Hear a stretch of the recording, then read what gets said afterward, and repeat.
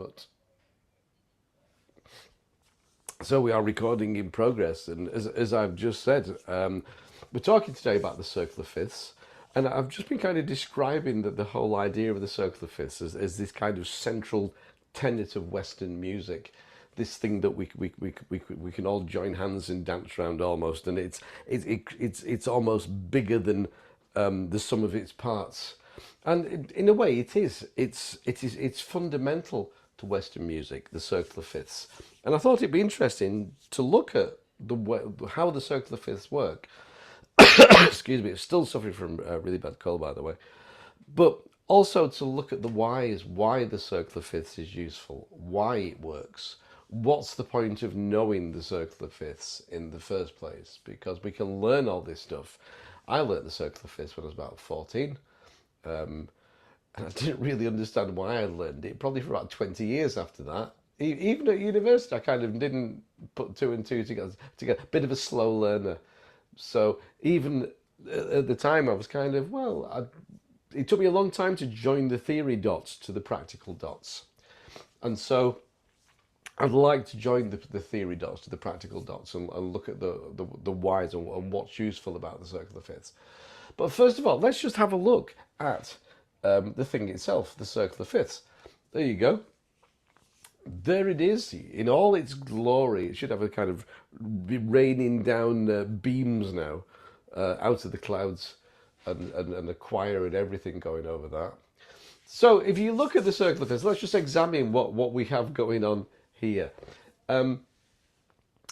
Inside the circle of fifths, at the top starting with C, what you see is we've got basically a set of letters that goes from clockwise, so you can go C, G, D, A, E, B, F sharp and C sharp, or you can go anti-clockwise or counterclockwise, and you can go C, F, B flat, E flat, A flat, D flat, G flat, and C flat.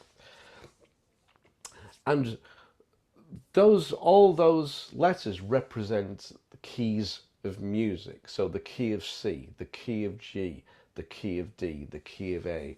And what the circle of fifths is the relationship, on the one hand, between all the keys from C that are sharp, going clockwise, and on the other hand, all the keys that are flat, going from C and going counterclockwise.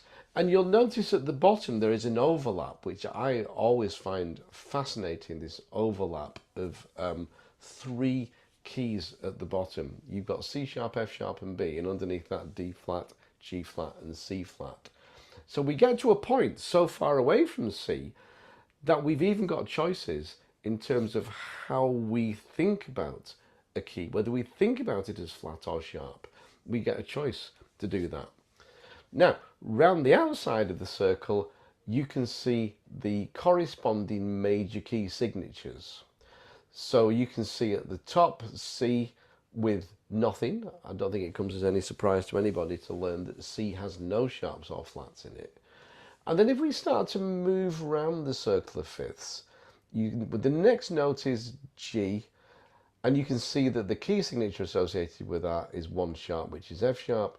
And then we move to D, which has two sharps, F sharp and C sharp, and then to A, which gives you F sharp, C sharp, and G sharp, and so on.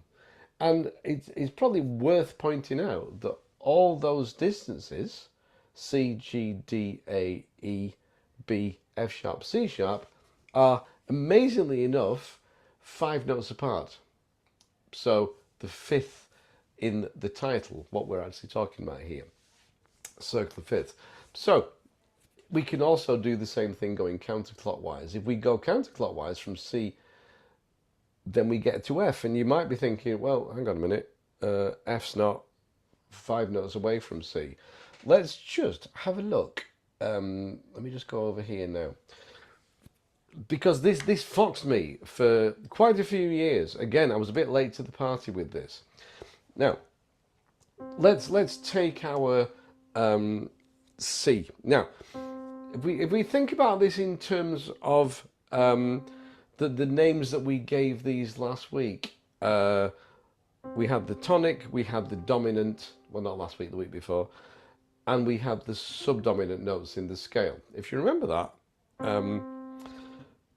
note 1 in the scale is always the tonic. It probably comes from the word tone. Then the 5th degree of the scale is the next important and is called the dominant. And then the F underneath it is called the subdominant. And I always kind of thought that was because it was just below the G. Subdominant, just below it. But nothing could be further from the truth. If you look at the circular fifths and we start on a G and we go clockwise around the circular fifths, our next key is G, which is the dominant.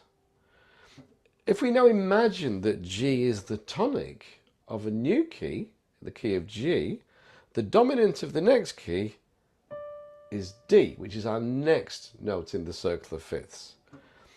Imagine D now as your tonic. 5 notes above that gives you the dominant of A.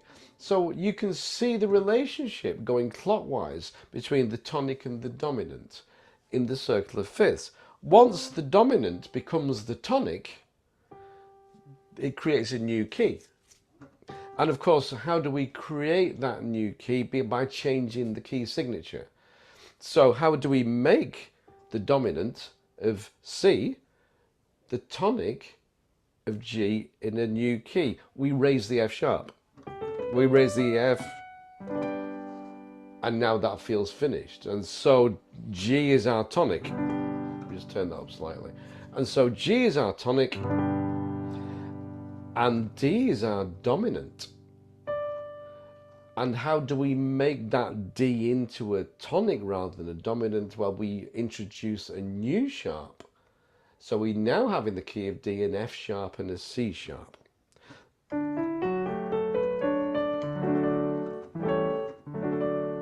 So you can see what's happening here as we move around the keys in a clockwise manner. Then we're moving 5 notes up from tonic to dominant, replacing that dominant with the tonic of the new key, adding the extra sharp in so that it sounds right, and moving up 5. And you can carry on going up 5. And then when you get to a certain point, you have to hit the sharps. So F sharp, and then the next one would be C sharp, which takes us all the way around the sharp side. You can see we finish with C sharp. Now, the whole subdominant thing, honestly, I'm going to tell you this. I was probably in my 30s when I realised this. And it came to me one day. Nobody taught it to me. And I was just looking at it. I spent a long time staring at the circular fifths. It has this kind of hold over me a little bit. And I just realised that the subdominant is like the dominant, but 5 notes lower. And you probably think, well, that's no great shakes. It was a revelation to me, this. I thought the subdominant isn't called the subdominant because it's just underneath the tonic, underneath the dominant. The subdominant is called the subdominant because it performs the same function as the dominant, but sub on the left. And so once we start moving, and the clue is on the circular fifths as well, because if you move to the left, then we're moving 5 notes, but we're moving down to the F now, to our subdominant, and the circular fifths on the left moves from subdominant to subdominant. So imagine now we've moved from C, we've gone down to the subdominant, which is F.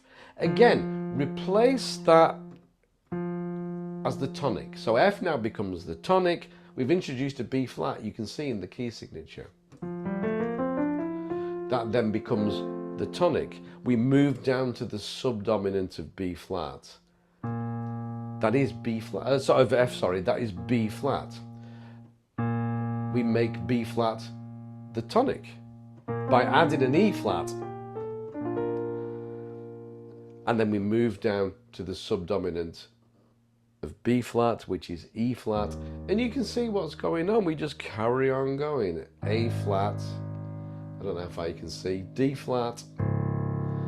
And then finally from the D flat, I'll just come up an octave. We finish, we don't finish on the G flat, we carry on. And we go to, in fact, to the C flat, which is technically a B? Who writes in the key of C flat? Idiots like Chopin write in the key of C. I don't care. I don't care. It really winds me up when composers write in the key of C flat, because you could, as you can see, it's exactly the same thing as writing in the key of B. But when you check how many attendant flats or sharps there are for each one, you notice that C flat has 7 flats, but B only has 5 sharps. What key would you write in if you were clever? I'd be writing in in B. I wouldn't be writing in C flat. Occasionally you get composers who modulate into C flat, and they modulate into C flat because they've just been in something stupid like G flat, and it just is the next one in the circle. So they'll move around and suddenly they're in C. Let me look at that. C flat major. You're spending 95% of your energy converting all the notes to flat notes in your head. When you do that, it becomes really difficult. But you can see, in terms of how the thing is laid out, dominant on the right, subdominant on the left. And that's how the circle of fifths is formed. And of course, when a composer is writing a piece of music, I mean, these days, kind of all bets are off when composers are modulating between keys. They can do what they like, really, and good luck to them for doing that. But back in classical days, where the ladies would swoon at a bit of a decadent key signature, you know, if you were in the key of C, you're not going to find yourself going that far. You'll find yourself, in terms of major keys, you might find yourself going as far as a G. There are a lot of, I've just got here, for example, let me just see if I can pull this up. This little bit of Beethoven here. If you look at this, this is just in F. So we've got,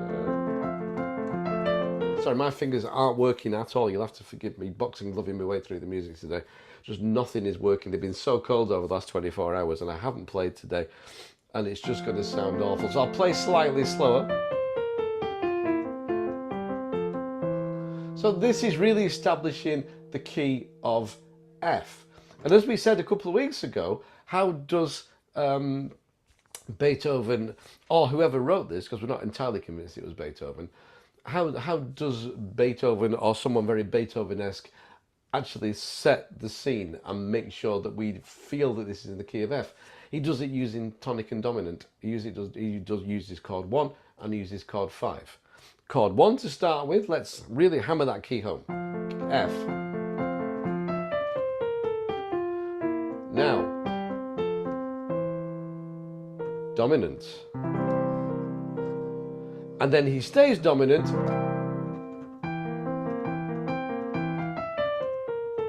And then he goes back to tonic. So all he's doing is going,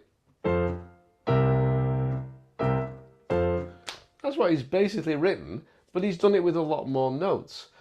But it's great that he's kind of really nailed his colours to the mast. He's really bedded in that that key. So by the time we get to this line here, and this really now is just it's all F. Sorry, it's and I'm reading off the screen as well. Now here is the interesting thing.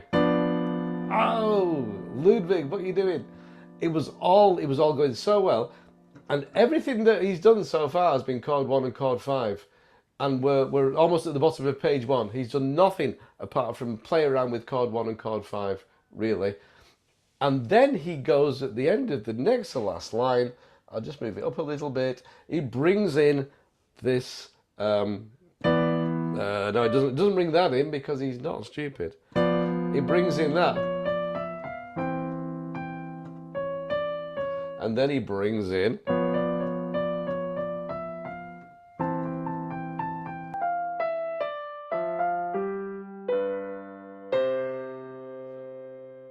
that And that's possibly the worst ever playing of any Beethoven piece that has ever graced the internet. Some of those notes were right, but what the point being that when we get to the end of that next to last line, he brings in the B natural, doesn't he? Why is he bringing the B natural in when we're in the key of F? Because if you look back at the circle of fifths, and we're in the key of F here, so there we are. What are his choices? Well, in terms of major keys, he's not going to go too far. He might zoom off to B flat, but equally, and possibly more likely, he's going to go this way around to the dominant, because wherever you start, you're always going to the dominant as you go this way. So he goes to C, and of course C doesn't have a key signature. So we introduce then the B natural. The B natural. The C sharp is a red herring, I'm afraid. It's just a chromatic note. It's nothing to do with anything apart from him being a little bit. There is nothing harmonic going on there. Just a chromatic moment. Even here. So again, what's he doing? He's doing 5-1 in C major now. So 5, which is the G7, to C,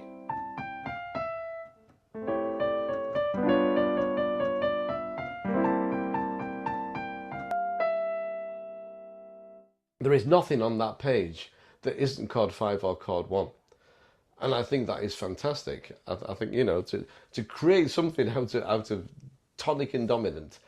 And what he does in the last couple of lines is just completely bog standard.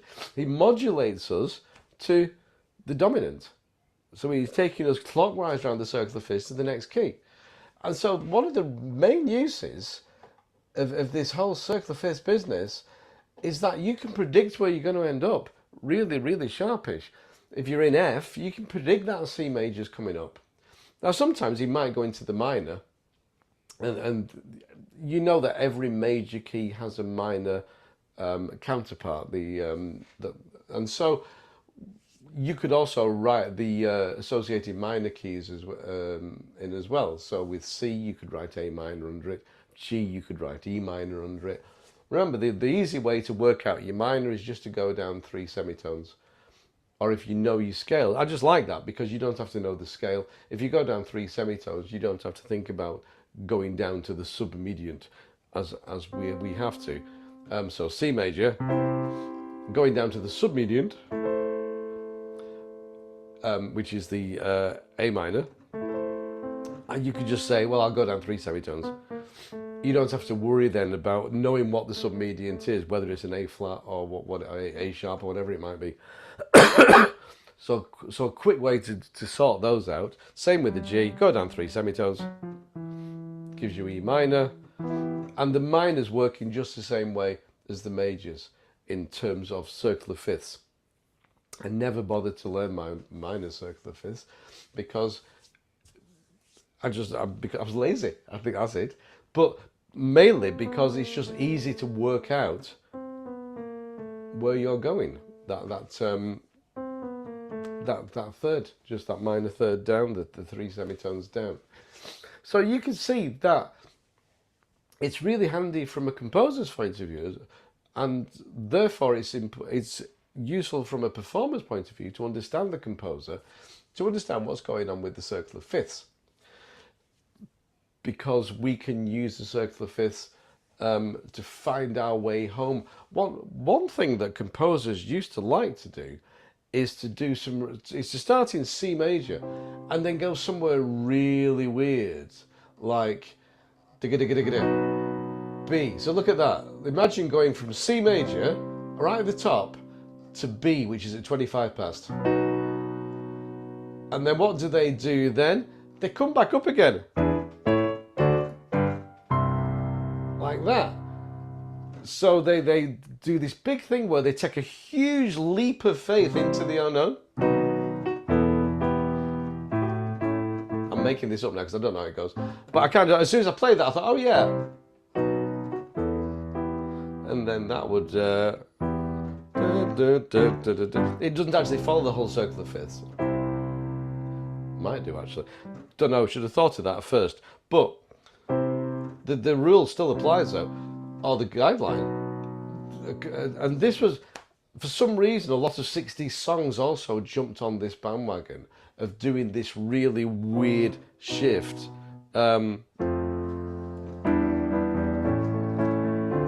Yesterday, Paul McCartney starts with shift from an F down to an E minor. Now, that's a long way to go, that, because if you think about it, F major has a B flat.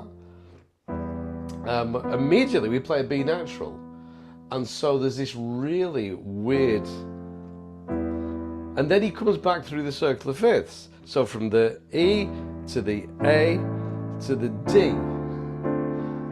And then he kind of takes us off a little bit of a different direction. But he brings us...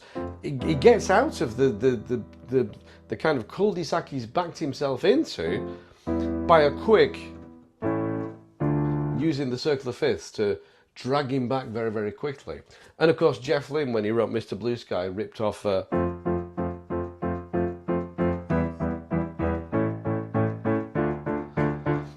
same chords from Yesterday. I don't want to say ripped off, because you can't copyright a chord sequence, but you can't help feeling that maybe Jeff Lynne, who was a big Beatles fan, was one day just sitting there playing around with Yesterday.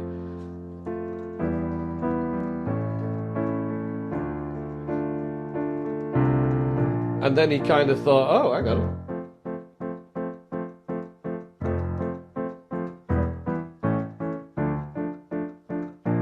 I can't think how it goes after that.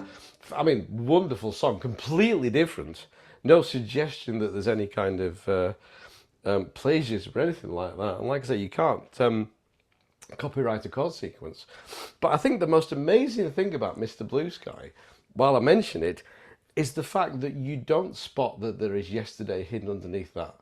Even though Yesterday's chord sequence is so... it's so unique as a chord sequence. I think it borders on genius, that, as a chord sequence. I think it's really, really good. And then to create a piece of music using exactly the same chords, and nobody notices. Probably loads of people notice. I was probably late to the party. But it's... And then come back through those circle of fifths. I think he's just ace. Really, really, really clever stuff. And then, of course, the Hoosiers, who a few years ago also, I'm not going to use the words ripped off, because again, it was a little bit different, but they were quite close to Mr. Blue Sky, weren't they? If you know the song. But they just used the first three chords and they didn't go through the circle of fifths, because as music has moved forward, our ears have been able to accept a little bit more than they could. Even maybe 30 years ago, you wouldn't have got away with what the Hoosiers did with the first three chords of Yesterday on Mr. Blue Sky. And I can't think what the third was, but it's kind of like that. It starts with an F, and then there's an E minor, and then it goes to an A, and then back to the F again. I just think that's a wonderful example of how harmony moves on, and how what would have sounded really ropey a while ago, you know, to classically as that would have just been trash. To poppy as in the 60s, that would have been a moment of kind of looking up, a bit of a pipe smoking moment. That a bit of prog. It's a bit prog this now, but it became absolutely mainstream by the 90s. I just said 30 years ago, didn't I? That is basically the 90s. 30 years, oh, that's terrible. 30 years ago, I'm sorry, 30 years ago to me will forever be 1970. I don't get how long ago it was. So, anyway, you can see how we can use the circle of fifths, both as a composer, to plan a piece of music, to move between keys, moving between keys which are next to each other. We can move forwards or backwards, just like we can move between in the Beethoven, we can move between F, and then we can use 5 and 1 in C to take us to the dominant, The other piece in that little group of pieces, the sonatinas, is the sonatina in G, which now escapes me completely, but I do remember it goes the other way. It's going all right, but then the B flat pops in, and remember we're in hang on, we're in G here. Oh, sorry, he's taking it. Yeah, he takes us into C major, not the B flat, the F natural. So we're in G, and he does 5-1 in G because he's Beethoven, and Beethoven all he does is 5-1 in any key. That's basically all Beethoven, that. And then he does that. So he's taking us the other way around the circular fifths. As soon as we start flattening sevenths, we're going the other way around the circular fifths, and then immediately, in this case, he gets the F sharp back in and it brings us straight back. So there you go. The only other thing to think about in the circular fifths is how do you remember the whole thing? There's quite a lot of it, and the phrase that I like is on that sheet there. I use this phrase for all sorts. Charlie gave Dad an electric blanket for Christmas. It just covers so much of what you need. If you look at it, it's Charlie gave Dad an electric blanket for Christmas. If you start at the top and you work your way around to the right, that's what you get. Charlie gave Dad an electric blanket for Christmas. That's the order of sharp keys. Interestingly, if you turn that backwards, you get the order of flat keys. If you look at the C flat at 25 past now, it's the same thing again, going clockwise. Charlie gave Dad an electric blanket for Christmas, finishing at the top. So we actually see that phrase happen twice. But the second time, it's kind of backwards because we want to come round from in the counterclockwise direction. So we have C, F, B flat, E flat. And so what I always used to do in exams was just write the whole thing out. Charlie gave Dad an electric blanket for Christmas, and then I would write it out backwards. Christmas Christmas for blanket, electric, and Dad gave Charlie, in that order. And I'd write that out as well, and that would solve my circular fifths, solve for my questions, doing my grade exams. The right way would be the circular fifths in the sharps, and then the other way, going backwards, that would give me all the flats. And the only other two things to mention, to work out a sharp key, if you don't know your sharp keys and you're struggling to memorize some of the key signatures, then it's the sharp keys are dead easy. Because if you look at a key signature and you don't know what major key it is, all you've got to do is look at the last sharp and then go up a semitone from that last sharp, and that gives you the key. It's absolutely as easy as that. Somebody could have told me that a little bit earlier than they did, to be honest with you, because I was using all these complicated mnemonics to work it out. And then one of my lecturers at uni said, you don't need any of that. Just look at the last sharp and that. You know, particularly when you get into things like the key of B, which has 5 sharps. Or you look at the 5 sharps and think, what key am I in here, for goodness sake? Well, if you notice, in that, where are we? There we go. So here we are, there's the key of B, there's the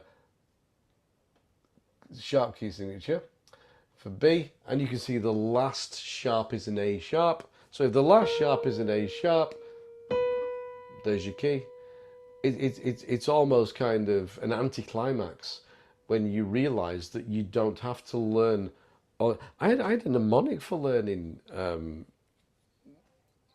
sharps, a really complicated mnemonic for all the sharps, and I never needed it. Again, you know, even when you look at key signatures like that, and you look at the last sharp, which is an E, E sharp. What's a semitone higher than that? F sharp, so there's your key. It's a piece of cake. I feel like it needs more explanation, but that really is it. For the flats, really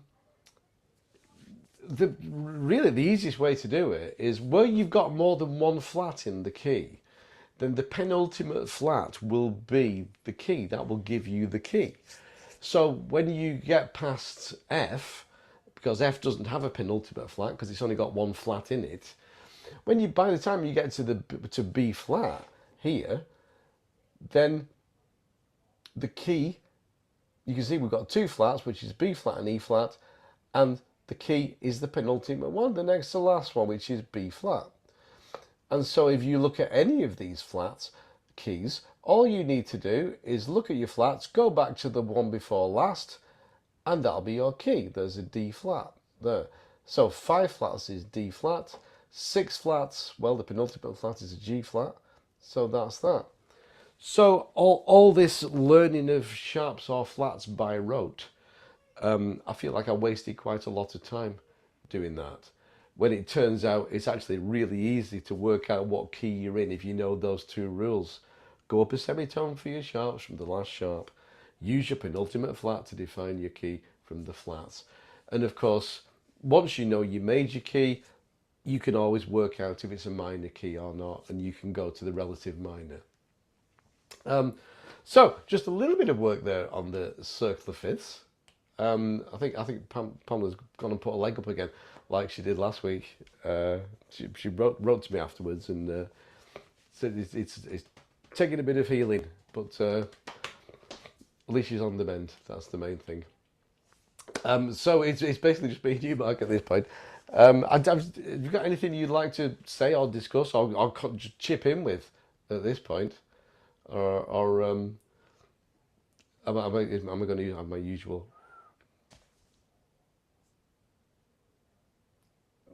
Okay, so Okay, well. I'm actually already somewhat familiar with the circle of fifths in part Mm, because of my guitar history. yeah. I didn't know all the theory behind it, but whenever I'm called upon, a lot of the times I've been called upon to play, it's just you know, I don't do anything, I do finger picking and stuff like that, but when I'm called upon to play, it's usually sight reading, and I just, will do a bunch of strumming. But I actually have this pocket circle of fifths that I use, All right. um, I'll look at I see, okay, so it's going to be in the key of G, and I think, well, I can't go wrong just experimenting playing G, C, and D in different orders and trying to figure out what sounds the best. Uh, So that's yeah, yeah, yeah. That's right. That's right. yeah. And it's interesting that, isn't it? Because again, you can use if you're into the kind of three chord stuff, Hmm. you've got everything you need, haven't you, in that circle of fifths? Hmm. Because whatever note you start with, if you look at the one that comes clockwise after you, you've Hmm. got the dominant, and then the one before that is the subdominant. So you've always Hmm. got 1, 4, and 5. And Hmm. like you say, you can play any song, probably, I imagine, Hmm. to various degrees. But there used to be those fake books, didn't there? That were like this: 1,000 3 chord songs, and there'd be all sorts of interesting stuff in there. But they were really Hmm. just the 3 chord songs. And if you know what key you're in, you can use the chords, the 2 chords either side, and Okay. you've got everything. You've got everything you need, haven't you? Yeah, and this has been very helpful. The key to working out what the key is. I had spent a lot of time memorizing. Okay, one sharp's G, two sharp's D, so forth and so on. But then I look and I see, oh, that makes it so much easier. Um, I did that for years. We had all sorts of weird mnemonics, very very strange things that we used to try to remember. And when somebody just pointed that out to me, you don't need any of that. You think, wow, that is just so much easier. If you can remember, it's only the C and the F, and everything else you can work out just by those two rules, really. mhm. I'm just looking at a sign that's just said your internet connection is unstable, which is a bit weird. You Yeah, can't I get more. lost you. I lost you for about 30 seconds there. Oh right. I wonder. I wonder. Well, it's probably recorded from my end. Hmm. I don't think you missed very much because I think, as you say, I think you're pretty much on the ball with this. But Hmm. anything that helps you do things quicker, I think can be useful as well. Well, one thing I do when I warm up every time, in addition to some of your warm up exercises you gave, I will actually work through 1, 4, 5 minor six chord progressions through the circle of fifths, Hmm. just to familiarize myself with the different keys. Mm. I'll usually use, and I also will do it with the minor keys. I like playing the introduction to, well, not the introduction, the repeated chord progression of "Let It Be" by the Beatles. Mm.